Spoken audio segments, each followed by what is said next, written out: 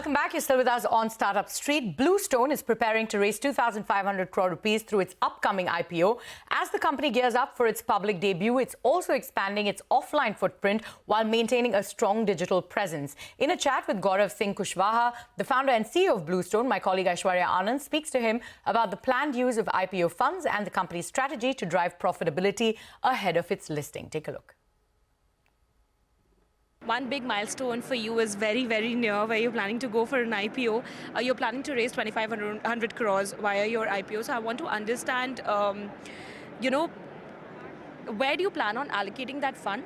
And what are the plans on that front? And also another thing that I wanted to ask you is, there's a recent report by Stride Ventures which came that a lot of companies are now raising pre-IPO money. So that market in India is opening. You've been one of those. So if you could shed some light that, how does that help a startup, strengthen their balance sheet?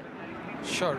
So in terms of use of capital, as mentioned in the DRHP, a large chunk of it is towards the working capital. Our business requires a lot of inventory, gold, diamonds, and so on. So as we ramp up our store presence, as we reach out to more and more cities and towns in the country, we'll need more capital to open more stores and to have more inventory in those stores.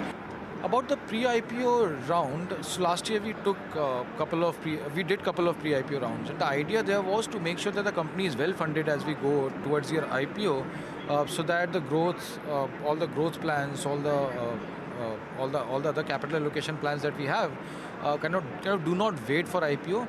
That was number one. Number two was that we have been around for around 10-11 years and we have been venture funded.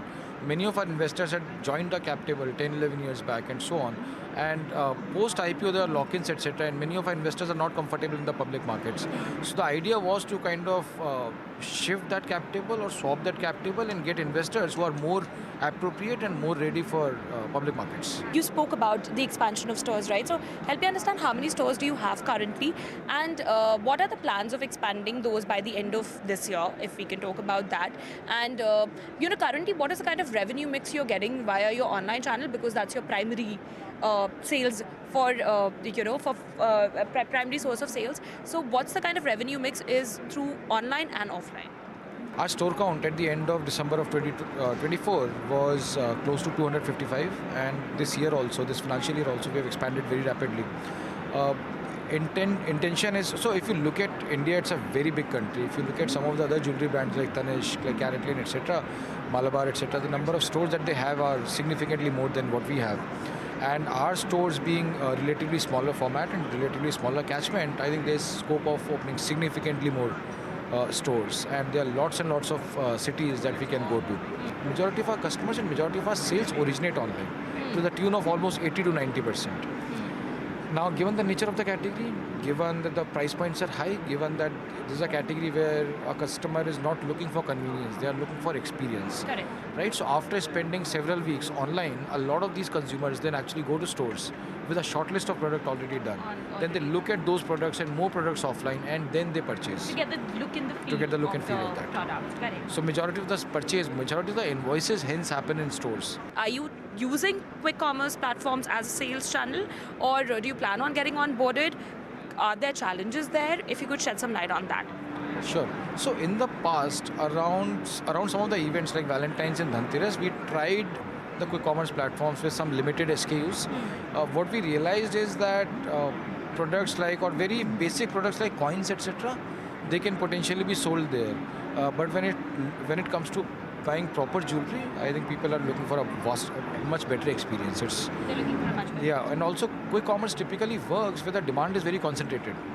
In this particular case, for the same design, I won't have a very concentrated design. Right? The lifestyle category, jewelry category is fundamentally such that different people would want to flaunt different designs. Correct. And not everyone in the same catchment would want the same SKU. Yeah. Right? So SKU planning, merchandising planning is not something which works naturally for quick commerce. Bluestone has been able to grow its operating revenues by 64%, whereas you've also narrowed down your losses by 12%.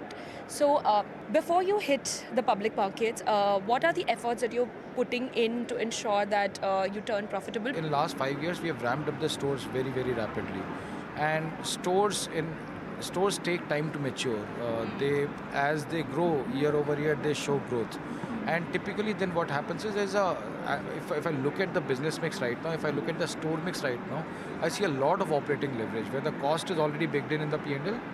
But the true revenue potential is, most of the stores are still far from their true revenue potential. Correct. So as they reach closer to that, and I think a lot of that operating leverage will kind of unlock, and the profitability will come from there. So I'm saying I see some signs of it naturally happening.